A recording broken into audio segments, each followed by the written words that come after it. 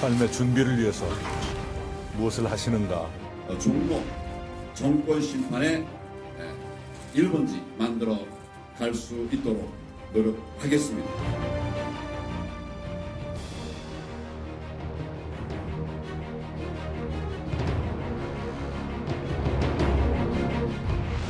네, 통합신당추진위원회가 신당 이름을 대통합신당으로 잠정 결정했습니다. 자유한국당은 탈북 외교관 출신 태영호 전 공사를 영입해서 수도권 지역구에 공천하기로 했고, 더불어민주당은 최기상 전 부장판사를 영입하는 등 21대 총선 새 인물 진용을 사실상 확정했습니다. 이런 가운데 황교안 자유한국당 대표가 5.18 민주화 운동을 가리켜 무슨 사태라고 표현한 발언이 문제가 되고 있습니다. 하나씩 좀 짚어보겠습니다. 오늘 정치와 오정용, 김성환 평론가 그리고 이현종 문화일보 논설위원 두 분과 함께 시작하겠습니다. 어서 오십시오. 네, 안녕하세요. 네. 자, 먼저 대통합신당, 이게 뭐 이름을 잠정적으로 정했다고 네. 하는데 사실 통합신당으로 할 거라는 얘기들을 하지 않았습니까? 한자가 더 붙었습니다. 대라는 글자가 하나 더 붙었는데 16일 날 출범식 한다 그래요. 그럼 네. 거의 다 된 거라고 보십니까? 뭐 어디서 많이 들어보셨죠? 돌고 도는 것 같습니다. 예전에 아마 2007년도인가요? 8년도인가요? 당시 열린우리당이 해체되면서 그때 대통합민주신당이라고 맞습니다. 있었고, 네. 그때 뭐 가칭을 민주신당 이렇게 또 불렀던 적이 있습니다. 비슷한 그 민주만 빠졌지 대통합신당이라는 게 비슷한 성격이죠. 네. 그러니까 왜 이런 그 당명을 했을까라는 거 보면 아무래도 이제 보수적인 어떤 이미지를 좀 탈색하기 위한 게 아닌가. 보수 이미지를 탈색한다. 그렇죠. 왜냐하면 좀 뭔가 중도적이고 뭔가 이런 이미지를 좀 연상시키는 뭐 그런 차원이고, 또 대자를 붙인 것도 결국 이제 새 보수당과뿐만 아니라 제반 어떤 보수 진영의 모든 것들과 통합했다. 라는 그런 의미에서 이제 대자를 붙인 것 같은데, 뭐 다들 이런 정당들이 오래 못 갔습니다. 뭐 그런 걸로 좀 총선 끝나면 이름 다시 바꾸는 뭐 앞으로 거 어떻게 될지 모르겠지만, 네. 이제 문제는 이제 이게 지도 체제를 어떻게 하느냐의 문제일 거예요. 지금 현재 이제 혁신과 통합이 있고, 그다음에 새보수당이 있고, 이제 이렇게 있는데, 지금 문제는 이제 각자의 어떤 지도부를 승계하면 안 되지 않습니까? 그렇죠. 예를 들어서 지금 황교안 대표가 그럼 대표직을 유지하고, 예를 들어서 이 새로운 당으로 갈 수는 없는 거거든요. 그래서 지금 이제 이런 거 가지고 이제 아마 내부적으로 좀 논의가 중인 모양인데, 보통 공동대표 체제로 가는 그렇게 거 아니에요? 되면 어떻게 되냐면 결국 이제 또 새보수당도 있고, 그다음에 이제 이쪽 자유한국당도 있고 하니까 네. 아예 그냥 다 해쳐버리고 그러면 비상대책위원회로 가는 게 어떠냐. 네. 그래서 지금 현재 김영호 공천관리위원장 같은 경우는 새보수당에서 인정을 했습니다. 이제 공천관리위원회 따로 구성하는 게 아니라 네. 김영호 위원장을 인정하겠다 했기 때문에 지금 아마 당내에서 유력하게 나오는 거는 아무래도 기존에 있던 일단 이 시스템을 해체를 하자. 왜냐하면 공동선대위원장으로 가게 되면 네. 현재 있는 당 대표직은 유지하는 것 같은 느낌이 들지 않습니까? 그러니까 아예 그러네요. 그러니까 황 대표는 대표직을 내려오고, 그러면 이 비상대책위원장을 김영호 위원장이 겸임하도록 해서 어떤 선거를 치르는 어떤 비상적인 체제, 거기에 이제 공동선대위원장을 뭐 여러 명 두는 형태, 이제 이런 걸로 해서 이제 아마 선거를 치르자는 의견이 내부에 있는 것 같아요. 아마 이런 문제에 대한 조율을 좀 거치고 나면 아마 이번 주 중으로 어떤 지도체제 문제, 그다음에 공천을 어떻게 할 것인가. 즉 그러면 이제 이 공천관리위원회 새로운 위원들을 어떻게 또 다른 쪽에서 이제 충원할 것인가. 이런 문제들이 아마 마지막 쟁점으로 좀 남아 있는 것 같습니다. 공천관리위원장을 현재 자유한국당의 공천관리위원장이 김용호 위원장을 세부수당도 인정을 한다라고 하는 얘기는 지분이나 공천 문제가 둘 사이에 좀 해결이 됐다 이렇게 봐야 아직까지 되는 이렇게 겁니까? 세부적인 내용이 해결이 됐다고 보기는 어렵고요. 어렵습니까? 그러니까 가장 큰 걸림돌은 아마 유승민 의원이었을 겁니다. 유승민 의원을 대구에 공천을 줄 것이냐 말 것이냐. 네. 근데 그거는 유승민 의원 스스로가 지금 해결이 불출마 선언을 함으로써 네. 가장 큰 걸림돌이 지금 해결이 됐거든요. 그러니까 공천관리위원회에 네. 이 새로운 보수당 쪽의 인사들이 한 2명이나 참여를 해서 공천권을 보장받는 이런 형태로 가지 않을까 싶습니다. 그러니까 미리 다 합의를 해놓고 뭐 이렇게 그림을 만든다기보다는 형식을 만들고 그 안에서 일정한 지분을 보장해주는 이런 형식이 될 가능성이 현재로서는 좀 높아 보입니다. 알겠습니다. 자, 그런데 한국당이 이 공천에는 아직까지 하나의 큰 고비가 남아 있습니다. 어제 김용호 공천관리위원장이 경남 지역 고향 출마를 준비 중인 홍준표 전 대표 또 김태호 전 경남지사에게 최후 통첩이라고 볼 수도 있는 말을 했습니다. 이 내용 잠시 들어보겠습니다. 일단 내일까지로 대답을 기다리겠습니다. 황교안 대표가 종로에 몸을 던지겠다고 하고, 또 유승민 의원이 통합의 신당에 백의종군에서 참여하겠다 해서 그 헌신, 책임 있는 모습을 보였습니다. 이분들의 어떤 모습을 우리 대표급 주자들이 나는 따라 가리라 믿습니다. 이게 내일까지 기다리겠다고 했는데 이게 어제 한 발언이니까 오늘까지 시한을 준 겁니다. 그죠? 그런데 황교안, 유승민 두 사람 얘기를 하면서 두 사람도 따라와라 라고 얘기를 했는데 두 사람이 과연 따라올 것인가 하는 부분입니다. 따라가지는 않을 것 같아요. 제가 보니까. 그러니까 지금 넘어야 될 산이지만 네. 넘기는 굉장히 힘든 산이다. 이렇게 비유할 수 있을 것 같은데요. 그러니까 홍준표 전 대표가 오늘도 얘기했지만 내가 무슨 황교안의 백댄서냐 이렇게 얘기를 하고 그런 있거든요. 얘기를 했습니까? 네. 네. 그러니까 지금 홍준표 전 대표도 사실은 대권 주자거든요. 그러니까 지금 이제 그림을 만드는 건 황교안 대표란 말이에요. 그러니까 황교안 대표를 정점으로 해서 지금 종로 출마를 하고 난 다음에 제가 생각컨대 공관위원회의 어떤 그 구상은 강북의 다수의 거물급 인사들을 포진시켜서 네. 황교안 대표를 정점으로 해서 그 주변을 둘러싼 수도권의 바람을 한번 일으켜보자 이런 전략을 갖고 있는 것 같아요. 아하. 그러니까 홍준표 전 대표한테 굳이 강북의 두 곳 중에 한 곳 골라라 이렇게 얘기를 하지 않았을까 그냥 수도권이 싶거든요. 아니고 강북. 강북이라고 딱 찍었거든요. 네. 그러니까 황교안 대표가 만약에 종로에서 떨어지게 되면 또 지지율이 선거하는 과정에서 오르지 않으면 자유한국당한테 굉장히 큰 타격이 될 수밖에 없는 상황이거든요. 그러니까 뭔가의 바람이 필요한데 그걸 황교안 대표를 정점으로 한 강북에서 좀 일으켜보겠다. 이게 이제 공관위의 나름의 어떤 전략적인 판단이 아닐까 싶은데요.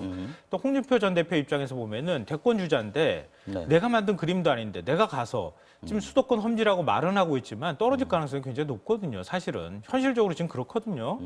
거기에 가서 황교안 대표는 살아남아 돌아올 가능성이 있고 만약에 설사 거기서 진다 하더라도 정치적 명분을 지고 오지만 나는 진짜 완전히 떨어지는 거란 말이에요.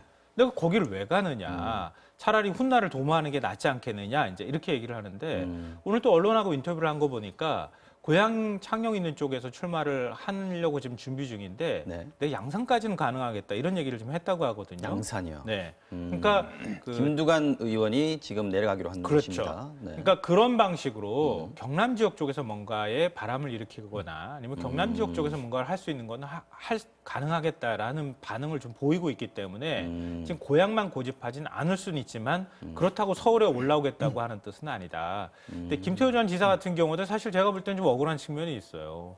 그러니까 왜냐하면 그동안에 한 2번 정도 선거에서 경남지사 선거뿐만 아니라 네. 봉화에도 나갔었잖아요. 그래도 떨어졌고 2번이나 당을 위해서 난 헌신했는데 나보고 또 헌신하고 그냥 떨어지라는 말이냐. 홍 전 대표하고 엮여가지고 예, 지금 그런 그거는 내가 받기 좀 어려운 거 아니냐. 내가 2번이나 지금 벌써 정치 못한 지 오래됐잖아요. 네. 그러니까 다시 한번 나도 이 지역에서 털을 잡고 그리고 정치 재개를 해야 되는 입장이기 때문에 아마 수도권으로 오라는 요구는 제가 볼 때는 안 받아들일 가능성이 높아 보입니다. 홍 전 대표가 양산은 갈 수 있다라고 얘기를 했다는데 사실 공관위에서 나온 얘기를 들어보면 김태호 전 지사한테 양산 가는 건 어떠냐라고 제안을 넌지시 네. 그런 얘기도 나온다고 그러거든요. 근데 이거 어쨌든 내가 고향 출마 포기할 수 없다라고 하면 지금 할 수 있는 방법은 탈당밖에 없습니까? 그렇죠. 뭐 무소속으로 나가는 건데 지금 상황에서 무소속 나가는 게 굉장히 어렵지 않을까 싶어요. 왜냐하면 본인들이 뭐 국회의원 정말 한 번 하겠다라고 뭐 작정하지 않는 이상은 네. 나가기 힘들 것 같고 앞으로 정치적인 여러 가지 또 비전도 생각하지 않겠습니까? 그렇죠. 두분 지금 근데 다. 한국당의 고민은 그렇습니다. 18대 총선에서 한국당이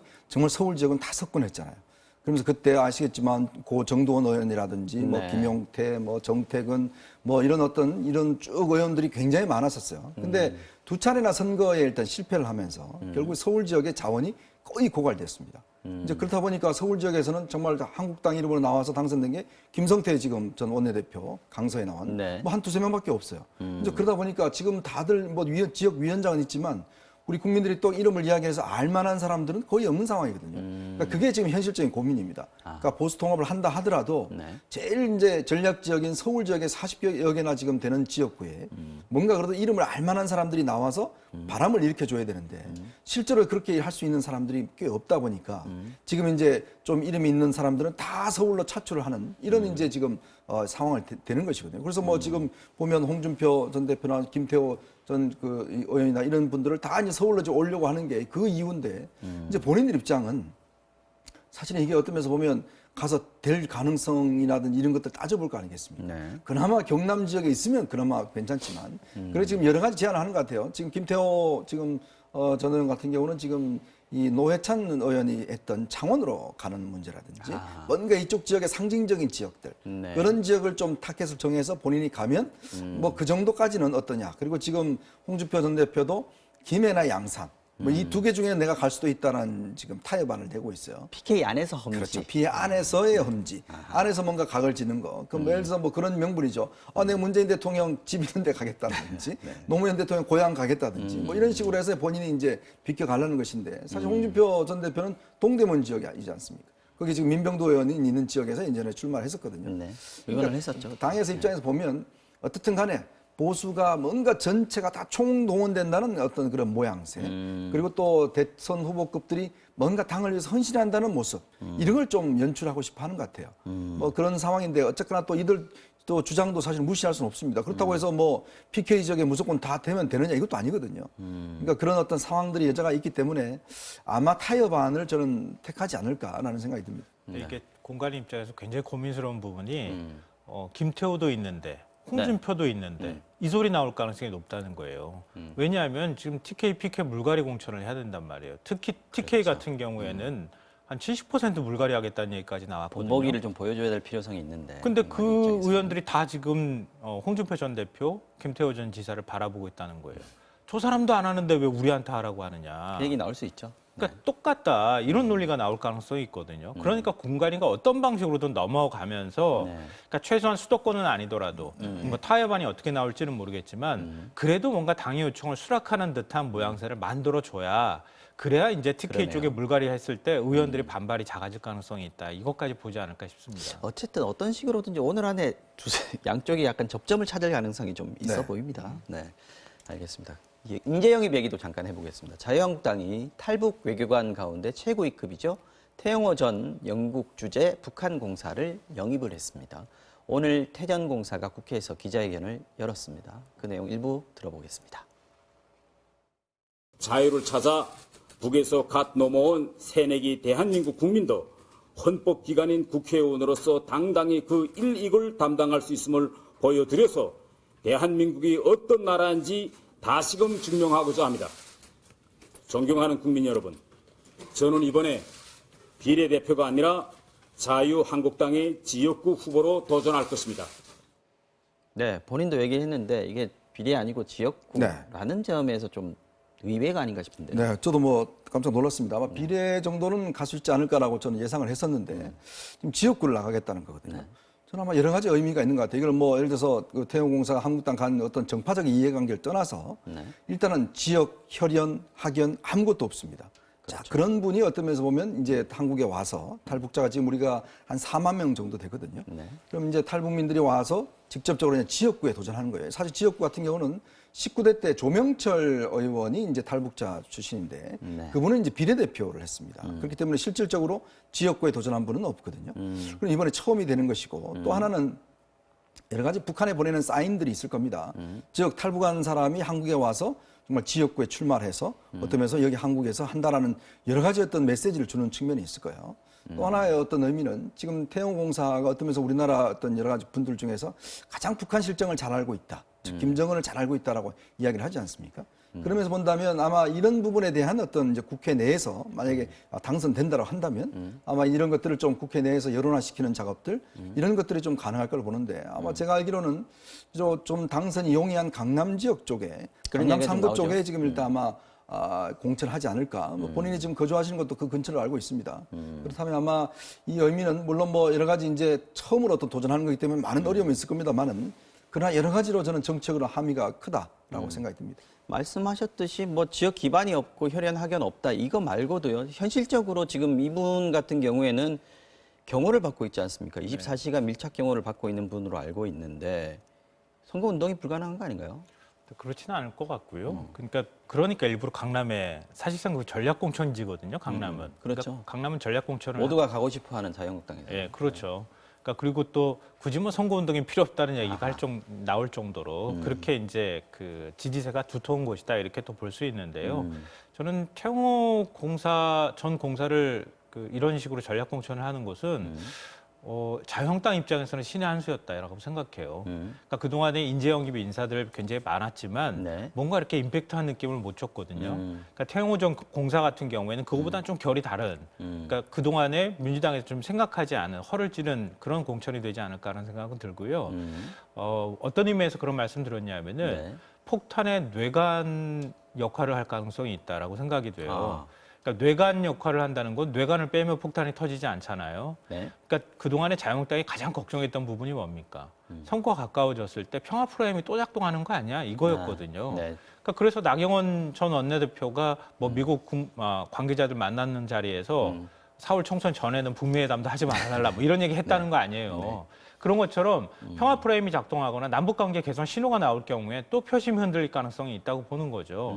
그러니까 태용호 전 공사 같은 사람을 넣어서 뇌관 역할을 해서 뇌관을 빼버리면 그러면 평화 프레임이 작동할 때 특히 지역구 공천이라고 하는 후보는 또 다른 이제 역할을 하는 데 있어서 비례하고는 좀 다르거든요. 위상이나 이런 게. 그러니까 태용호 전 공사가 나서서 그런 문제가 나왔을 때 뭔가의 뭐 북한 핵 포기를 북한은 절대 하지 않을 거라든가 뭐 북한의 체제는 이런 거라든가 이런 식으로 자꾸 뭔가를 얘기하게 되면 그런 이제 평화 프레임이 작동하기 어려워질 수도 있다는 거죠. 그러니까 그런 점까지 제가 볼 때는 겨냥을 하고 전략적인 판단을 하고 지금 이번에 전략 공천을 선택한 거 아닌가 싶습니다. 이제 궁금해서 그러는데 네. 또 하나 특이하게 본 게 이게 원래 이제 인재 영입을 할 경우에는 인재 영입 위원회라든지 아니면 당 지도부라든지 여기서 이제 나서서 소개도 하고 기자회견도 주선하고 하는 거 아닙니까? 네. 근데 오늘 태영호 공사 같은 경우에는 김용호 공관위원장이 했습니다. 이거 좀 특이한 거 아닌가요? 그러니까 굉장히 어떤 면에서 무게를 뒀고 예를 들어서 이제 어떤 면에서 보면 단순한 인재 영입이 아니다는 차원이겠죠. 아. 왜냐하면 이제 그 공천관리위원장이 직접 소개했다는 거는 그러니까요. 거의 공천한다라는 이야기와 비슷하지 않습니까? 갈 때도 정해놨다. 그렇죠. 거의 뭐 어떤 제가 알기로는 아마 어제 뭐 이게 문자가 이렇게 왔던데, 그러니까 본인이 직접 하겠다고 이야기하시면서 아마 이제 좀 다른 급으로 보는 것 같아요. 자유한국당에서도 다른 지금까지 여타의 인재 인재가 다르다. 같은 경우는 지금 뭐 비례대표 갈 분도 계신데 사실은 지금 자유한국당은 비례대표가 없지 않습니까? 미래한국당 저쪽으로 가야 되는 상황이니까. 그리고 지금 이제 지역구 공천 같은 경우도 이제 경선을 한다든지 이런 지역인데 문제는 전략 공천 하겠다는 거거든요. 그만큼 이제 태영호 공사는 어떤 면에서 보면 당이 이번 선거에서 가장 내세울 수 있는 하나의 얼굴로서 일단 지금 현 정부의 북한에 대한 대북 정책이라든지 이런 부분에 대해서 뭔가 어떤 태영호 공사를 앞세워서 강한 어떤 임팩트를 주겠다. 이런 차원에서 공관위원장이 직접 아마 소개를 한 거 아닌가 생각이 듭니다. 전략적인 측면에서 자유한국당이 결정한 부분에 대한 뭐 긍정적인 평가를 제가 했는데요. 걱정스러운 부분도 솔직히 있습니다. 네. 이게 뭐냐 하면 남북 관계가 앞으로 개선이 되면 의원 간의 교류도 있을 수 있거든요. 맞습니다. 태용호 전 공사를 어떻게 할 것이냐 이런 문제가 여전히 숙제로 남을 수밖에 없거든요. 남북 정상회담 할 때 그때 탈북자 출신 기자가 취재하는 문제 가지고도 마찰이 맞습니다. 있었잖아요. 그런 것처럼 태용호 전 공사를 북측에서 받아들일 가능성이 없습니다. 그리고 태용호 전 공사가 계속 어떤 발언을 하게 될 경우에 국회의원으로서 발언을 하는 것하고는 완전히 또 다른 차원이거든요. 그런 문제에 있어서 그 부담을 어떻게 할 것이냐 이런 부분이 있거든요. 그러니까 뭐 아직 뭐 당선되지도 않은 사람에 대해서 얘기하는 것은 뭐하지만 만약에 그렇게 된다 할 때 그때 어느 정도 스탠스를 유지하느냐 이건 참 고민스러운 지점이 될 거라고 생각합니다. 맞습니다. 알겠습니다. 자, 더불어민주당에서는 지금 뭐 정봉주 의원 공천이 지금 가장 큰 걸림돌이다 이런 얘기들이 많이 하지 않습니까? 지금 공천심사위원회에서는 일단 부적격 판정을 내렸는데 정봉주 의원이 입장을 어저께 밝히기로 했다가 오늘로 좀 미뤘습니다. 어떤 얘기를 할 수 있을까요, 지금? 일단 제가 그냥 생각할 때는 타이밍을 살짝 뺏은 것 같아요. 정봉주 전 의원이. 왜냐하면 그 전에 나는 끝까지 출마하겠다고 얘기를 해왔거든요. 네. 불출마를 하겠다고 생각하지도 않을 거고 출마하겠다는 의지를 계속 밝혀왔기 때문에 네. 공관위 당에서 불출마를 하라, 자격이 안 된다라고 얘기했을 때 곧바로 그러면 그렇게 하겠습니다라고 하기에는 모양이 좀 이상하잖아요. 네. 그러니까 한 타이밍을 좀 죽이고 자기 입장을 밝히는 쪽으로 선택했을 가능성이 있다. 그래서 그렇다면 오늘 기자회견을 했을 때 아마 불출마 쪽으로 얘기가 나올 가능성이 저는 뭐 개인적으로 있다고 보는데요. 왜냐하면 정봉주 전 의원이 나옴으로 인해서 미칠 수 있는 파급 효과가 굉장히 큽니다. 네. 그러니까 정봉주 전 의원을 계속 물고 늘어질 것 같고요. 야당에서는 미투 문제라든가 2030 특히 여성 표심을 흔들 가능성도 잠시만요. 있거든요. 지금 정봉주 전 의원이 말씀하신 대로 지금 불출마 부적격을 수용하기로 했다라는 네. 기사가 지금 들어왔다고 합니다. 네. 그러니까 그거 외에는 사실 현실적인 방법이 없고요. 왜냐하면 또 지금 강서갑이잖아요, 지역구가. 지난 20대 총선 때 금태섭 의원하고 그 자유한국당 후보하고 한 5%포인트 차밖에 안 났어요. 얼마 안 났군요. 만약에 정봉주 전 의원이 무소속으로 출마나 강행하겠다고 들어가면 그냥 그 지역구 포기하는 거나 다름이 없어요, 제가 볼 때는. 그러니까 그것에 대한 당내 설득이나 이런 작업이 있지 않았을까 본인도 좀 싶습니다. 부담스러울 수 있고요. 본인도 그런 사실은 시선에 뭐 대해서. 앞으로 길게 정치 인생 길게 본다 그러면 이번에 굉장히 큰 부담을 지는 게 될 수도 있기 때문에 불출마를 선택할 수밖에 없었다고 생각합니다. 알겠습니다.